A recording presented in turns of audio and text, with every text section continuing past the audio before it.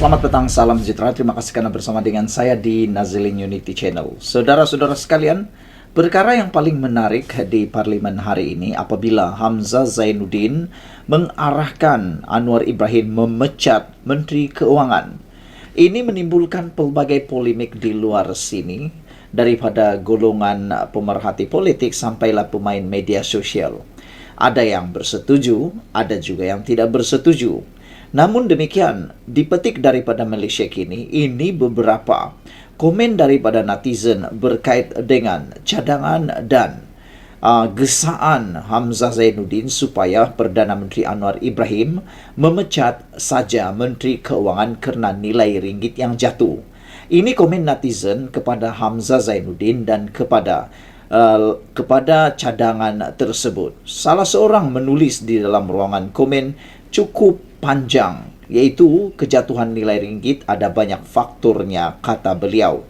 Sebelum saya bacakan apa yang ditulis oleh beliau, salah seorang penulis di ruangan komen Malaysia Kini menulis, KJ kata, selesai dulu kes anak kamu yang telah pun didakwa di mahkamah berkait dengan kes minyak masak. Beliau juga mengatakan bahawa ini kesempatan untuk anda membuktikan bahawa anda memang hero. Kalau bukan langkah Sheraton kamu dulu, katanya, negara ini sudah pasti dalam keadaan yang lebih baik. Apatah lagi kalau Tun melakukan peralihan kuasa sebagaimana yang dijanjikan. Namun kerana langkah Sheraton yang seringkali disebut sebagai langkah syaiton menyebabkan berpanjangannya masalah yang melanda Malaysia. Perbuatan tebuk atap dan kemudian buat darurat memanjang merupakan suatu penyalahgunaan kuasa yang diberikan oleh rakyat dan sudah tentu kesannya terhadap keyakinan pelabur berpanjangan. Apatah lagi kamu dan sekutu kamu mencanang niat merebut kuasa melalui tebuk atap berkali-kali. Kemarin saja kita telah pun digemparkan dengan kenyataan daripada timbalan Presiden PAS Tuan Ibrahim Tuan Man mengatakan bahawa insya-Allah tidak akan habis penggal, merujuk kepada mungkin Anwar Ibrahim akan ditumbangkan. Baru saja Agung selesai bertitah, sudah ada pencanang seperti itu. Perbuatan tebuk atap dan kemudian buat darurat memanjang adalah suatu penyalahgunaan kuasa yang diberikan oleh rakyat dan sudah tentu kesannya terhadap keyakinan pelabur berpanjangan, kata beliau.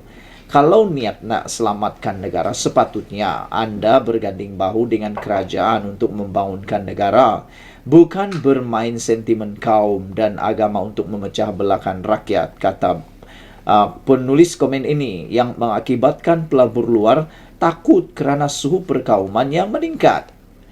Namun, ada seorang penulis dalam ruangan komen, iaitu Golden Gecko 9689, membuat komen yang agak berbeza.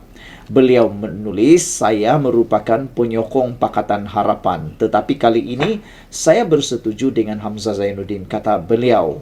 Perdana Menteri Anwar Ibrahim patut mencari solusi untuk menyelesaikan masalah ini, dan salah satunya ialah memberikan tanggungjawab Menteri Keuangan kepada orang yang lain untuk mengurangkan beban Anwar Ibrahim sendiri, kata beliau. Merujuk kepada Najib Tun Razak sebelum ini pun sebelum dijatuhkan memegang dua jawatan itu. Jadi dikhawatiri akan berjangkit pula penyakit itu kepada Anwar Ibrahim. Namun Yellow Kiwi kata kali ini ramai rakyat setuju dengan Hamzah. Rata-rata pandangan rakyat memilih kerajaan PH setuju dengan Hamzah yang kononnya mahu Anwar Ibrahim menukar menteri atau pecat Menteri Keuangan. Tapi beberapa penyokong Pakatan Harapan dalam ruangan komen ini menyebut, apa pula penyakau nasional buat masa mereka perintah? Minyak masak pun sakau sekarang nak jadi hero, soal Violet Well 8490. Violet Well juga kata yang setuju tu hanya geng penyakau nasional aja, katanya. Udah B kata bercakap itu mudah, buka mulut dan gerakan lidah saja. Nak melaksanakannya yang susah. Apatah lagi memberikan cadangan yang membina. E1976 kata, diamlah. Dia kata dia mahu supaya Hamzah Zainuddin diam. Kerana dia berpendapat, syukurlah Hamzah Zainuddin bukan Menteri Keuangan. Kalaulah Hamzah Zainuddin Menteri Keuangan, kata E1976, negara ini mungkin akan lingkup, katanya. Tok Mudim pula menulis, kamu sebagai ketua pembangkang sampai sekarang masih sombong, tak mahu bincang tentang peruntukan hingga menyusahkan ahli parlimen pembangkang yang lain. Tak mahu pecat diri kamu ke, kata Tok Mudim.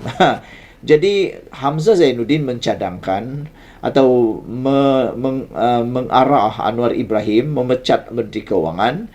Tok Mudim pula membalasnya dengan mengatakan, kalau kamu nak arah Anwar Ibrahim pecat Menteri Keuangan, apa kata anda juga pecat ketua pembangkang kerana gagal memudahkan ahli parlimen mendapatkan peruntukan. Anda hanya menyusahkan ahli parlimen, kata Tok Mudim. Yellow Wolf pula kata, inilah cubaan murahan. Jadi saya bacakan kepada anda komen yang pertama panjang lebar daripada seorang penulis komen di Ruangan Malaysia Kini, yaitu Green Cheetah 3211. Dia kata, kejatuhan nilai ringgit ada banyak faktornya. Pertama, kekurangan pelabur asing. Pelabur asing tidak akan melabur di negara yang korup kerana pelabur asing tidak mempunyai kepercayaan penuh terhadap kerajaan yang mengamalkan amalan rasuah. Amalan rasuah juga akan menyebabkan pelabur asing yang sedia ada menarik balik pelaburan mereka dan melabur di negara lain. Ini boleh menyebabkan penurunan permintaan terhadap mata wang. Kejatuhan nilai ringgit sudah pun berlaku semasa Najib. Najib memegang jawatan Perdana Menteri kerana Najib ketika itu sudah pun terpalit dengan banyak skandal seperti pembelian kapal selam Skopeni, 1MDB, pembunuhan Al-Tantuya dan sebagainya. Untuk menarik balik kepercayaan pelabur asing, kerajaan sekarang memerlukan masa yang panjang kerana keyakinan memerlukan masa untuk dibina. Kedua, kerajaan yang lemah. Kerajaan yang lemah boleh menghakis keyakinan pelabur terhadap kestabilan ekonomi dan politik negara. Pelabur mungkin menjadi teragak-agak untuk memegang atau melabur dalam mata wang, yang membawa kepada penurunan dalam permintaan dan penurunan dalam nilainya. Parti pembangkang hari-hari cakap pasal menjatuhkan kerajaan. Sedikit sebanyak boleh menghakis keyakinan pelabur asing. Kerana ini menggambarkan kerajaan sekarang tidak stabil. Kerajaan yang lemah boleh menjejaskan reputasi negara di persada antarabangsa. Ini boleh menyebabkan kehilangan kepercayaan daripada negara lain dan institusi keuangan antarabangsa yang mungkin mengakibatkan pengurangan sokongan dan kerjasama. Persepsi negatif sebegini boleh menyumbang kepada penurunan dalam kadar mata wang. Keyakinan kepada pelabur asing semakin merudum, khususnya apabila Najib diberikan pengampunan. Pelabur asing mungkin berpendapat Najib akan kembali berkuasa dan mereka tidak mahu mengambil risiko untuk melabur di negara yang dipimpin oleh kleptokrat. Semua orang politik dari kerajaan dan pembangkang perlu bertanggungjawab dan bukannya hanya menuding jari dan salahkan sekumpulan orang. Pembangkang harus berhenti cubaan mereka untuk menjatuhkan kerajaan dan dengar nasihat Sultan. Jadilah pembangkang yang bertanggung jawab sebagai semak dan imbang untuk kerajaan. Hentikan permainan 3R dan kerja betul-betul untuk rakyat yang susah. Kerajaan juga harus ingat janji-janji mereka semasa PRU 15. Rakyat sedang memerhati anda. Jikalau janji tidak ditepati, rakyat tidak akan menyokong kamu lagi. Buatlah kerja betul-betul dan kurangkan mainan politik yang tidak mendatangkan faedah kepada rakyat. Sekian dulu untuk kali ini. Jangan lupa tinggalkan komen anda, tekan butang subscribe. Kita jumpa lagi. Bye-bye. Selamat petang, salam sejahtera. Terima kasih karena bersama dengan saya di Nazilin Unity Channel. Yang menggemparkan kita pada petang ini ialah sejam selepas mendedahkan habuan RM 1.7 juta ringgit, SPRM hubungi ahli parlimen Tasik Gelugur iaitu Wan Saiful Wan Jan. Kita boleh ketawa lah, terbahak-bahak pun boleh, ketawa sedikit pun boleh, macam-macam pun boleh, buatlah kan. Kerana saya rasa ini satu perkara yang lucu. Wan Saiful mungkin ada niat untuk cuba mahu menimbulkan persepsi, menimbulkan kepanasan di parlimen, ataupun menimbulkan tanda tanya atau menimbulkan persepsi yang panas untuk kerajaan Madani. Mungkin juga pada pendapat beberapa orang rakan penganalisis politik dan pemerhati politik, ada juga yang menganggap tujuan Wan Saiful Wanjan kononnya mendedahkan telah ditawarkan RM 1,7 juta ringgit untuk menyokong Anwar Ibrahim. Mereka merasakan mungkin Wan Saiful melakukan itu tujuannya ialah untuk seakan-akan Anwar Ibrahim mempunyai pasukan yang mahu memancing ahli parlimen. Mungkin itu tujuan Wan Saiful. Dia tidak merasa bahaya, dia tidak merasa susah hati, ataupun mungkin dia tidak rasa pun apa mungkin kesan yang akan menimpa beliau akibat pendedahan tersebut. Tapi rupa-rupanya pendedahan Wan Saiful itu telah pun menjerat diri beliau sendiri. Ini apabila SPRM tanpa membuang masa menyerbu, menerga, apa-apalah semua, akhirnya hubungi Wan Saiful. Jadi kalau sekarang ini Wan Saiful mungkin menganggap kalau di Dewan Parlimen tidak ada apa-apa yang boleh membuatkan dia disiasat, rupa-rupanya itu tidak berlaku. Yang berlaku akhirnya SPRM telepon. Jadi lepas SPRM telepon, pastilah Wan Saiful Wanjan kena buka cerita habis-habisan. Kalau tidak, ditakuti nanti dia akan disaman pula kerana menyebar fitnah, ataupun terpaksa dimohon, diarah oleh parlimen untuk memohon maaf kerana menimbulkan kekeliruan. Jadi ada dua dilema yang sedang dihadapi oleh Wan Saiful Wanjan sekarang. Sama ada memberitahu berita yang sebenar, memberitahu cerita yang sebenar, siapa orangnya, di mana dia kononnya mau disogok, siapa yang mungkin menjadi dalang sogokan tersebut, dan yang lebih penting, kalaulah tiada apa-apa yang berlaku sebenarnya dan itu hanya cerita kosong, sembang kari di kedai kopi, Wan Saiful terpaksa menanggung malu sendiri untuk mengaku bahawa tiada sebenarnya sogokan. Kalau ada sogokan, SPRM bukan mahu menangkap Saiful, tetapi SPRM akan menyiasat dan mencari siapa dalang sebenar. Jadi ini dua perkara yang menarik perhatian kita. Sama ada Wan Saiful yang terjerat, ataupun orang yang cuma menyogok 1,7 juta ringgit itu yang akan terjerat. Jadi kita tengoklah nanti. Kita ucapkan tahniah syabas kepada SPRM kerana mengambil langkah yang amat luar biasa. Tidak menunggu lama, telah pun bertindak dengan tangkas dan cepat. Tanpa menunggu laporan polis, tanpa menunggu laporan daripada parti politik dan sebagainya, SPRM bertindak segera.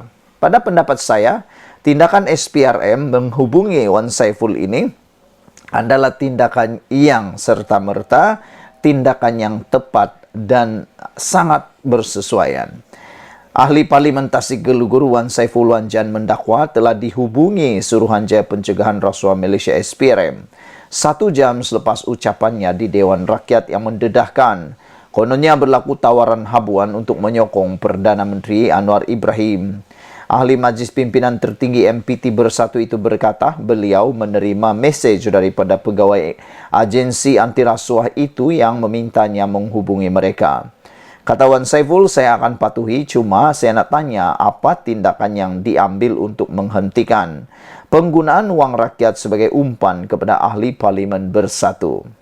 Nah, itu soalan Wan Saiful. Tapi soalan kita ialah, kalau tiada yang boleh diceritakan tepat oleh Wan Saiful, siapa yang SPRM boleh siasat? Adakah Wan Saiful sendiri yang terjerat leher sendiri dan pula didakwa memfitnah atau cerita yang mengelirukan? Kerana kita tahu dalam Dewan Parlimen, musuh yang nombor 1 di Parlimen adalah bercerita tentang perkara yang mengelirukan kerana ia telah melanggar peraturan mesyuarat di parlimen. Kata Wan Saiful, bukankah lebih baik jika wang itu digunakan untuk kebajikan rakyat? Wah, champion pula kan, pandai pula dia menggunakan kata-kata tersebut. Petang tadi kita digemparkan dengan berita 3 orang hakim bersetuju untuk mengembalikan semula kes Muhyiddin Yassin untuk salah guna kuasa melibatkan Jana Wibawa. Dalam penghakiman tersebut, 3 hakim sebulat suara mengembalikan semula kes tersebut untuk dibicarakan sekali lagi. Rayuan Muhyiddin akhirnya rayuan pendakwaan diluluskan. Dengan kata lain, pembebasan Muhyiddin yang ada sebelum ini telah pun dibatalkan oleh Mahkamah Rayuan. Berbalik kepada cerita sebentar tadi, terdahulu Wan Saiful dalam perbahasan Tita Diraja di Dewan Rakyat mendedahkan beliau ditawar habuan 1,7 juta untuk kawasan parlimen yang diwakilinya kononnya untuk menyokong Anwar Ibrahim. Yang menjadi kepelikan kepada kita semua ialah kenapa Wan Saiful Wanjan pula yang dicari? Kononnya ada broker tersebut. Kenapa Wan Saiful Wanjan? Walhal tiada kepentingan langsung untuk Wan Saiful Wanjan dipancing. Jauh lebih daripada itu, sejauh mana bodohnya broker itu sehingga dia mau pancing Wan Saiful Wanjan pula.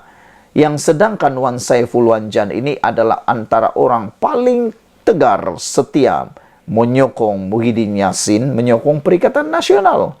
Jadi tidaklah wajar dan agak dalam tanda petik agaklah bodoh kalau pergi memancing orang yang tiada langsung harapan untuk boleh dipancing. Daripada memancing yang tiada harapan, lebih baik pancing yang ada harapan. Lebih kurang macam begitulah. Jadi ada penganalisis politik, ada penyokong Pakatan Harapan, Kerajaan Perpaduan menyatakan bahawa adalah mustahil untuk dapat dipercayai apa yang dikatakan oleh Wan Saiful itu kerana ada ramai lagi ahli-ahli parlimen yang boleh dipancing selain daripada Wan Saiful. Kenapa juga Wan Saiful, kata mereka. Sekian dulu Malaysia kita punya. Kita jaga sama-sama cintai Malaysiaku. Kita jumpa lagi. Bye-bye.